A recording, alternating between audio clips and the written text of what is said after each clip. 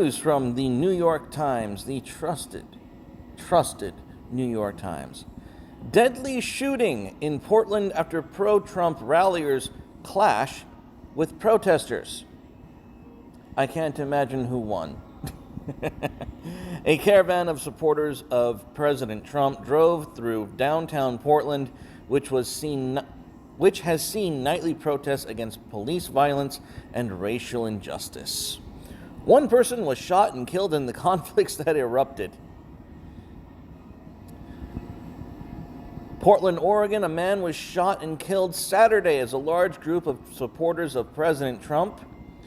They really want to hammer that home. Supporters of President Trump traveled in a caravan through downtown Portland, Oregon, which has seen nightly protests for 3 consecutive months. And whose fault is this? It's the fault of the Oregon and Portland elected officials, is it not? I mean, President Trump could send in the National Guard with just a phone call, but they don't. The pro-Trump rally, you should have called in the National Guard, drew hundreds of trucks full of supporters into the city.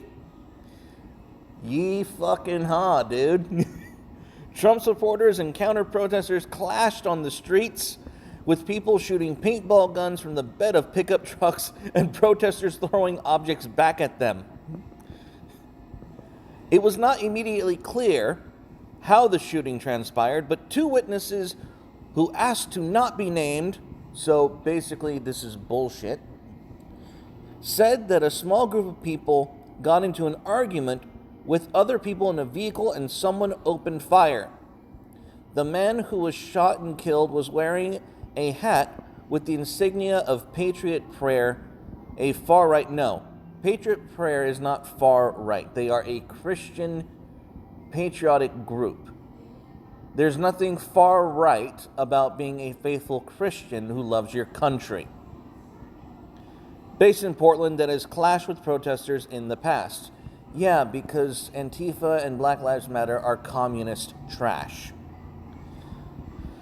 Portland Police Bureau said that officers heard reports of gunfire shortly before 9 p.m. and found a victim with a gunshot wound to the chest. It was determined that the victim had died. They did not release any information about a possible shooter. At the scene, police officers blocked off the road and medics attended to a person who appeared to have a chest wound. They've had nightly demonstrations since George Floyd. In recent days, right-wing demonstrations have also sprung up in the city. Mr. Trump has repeatedly highlighted the unrest in Portland as evidence of the need for tougher law and order in response to the chaotic protests from the local government elected officials who should be requesting that assistance. So, the Trump supporters gathered earlier Saturday in the suburbs. Oh, so they're locals. Local people in Portland who had gathered in the suburbs and plotted a rout.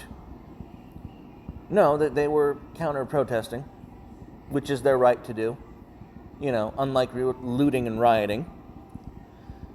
That would have kept them on the highways around Portland, but some of the ralliers, not protesters, mind you, they're going to call them ralliers, headed directly downtown where counter-protesters confronted some vehicles. Some of the conflicts led to fistfights. In one encounter, a vehicle ran over a bike. Well, guys, this is what happens when you do nothing to quell the violence in your own cities. Regular Americans from your local community are going to gear up and say, we have had enough. So, do you think the Democrats are ready for the wrath, the full wrath of the heretofore silent majority? I don't think they can hack it. Stay carnal, guys.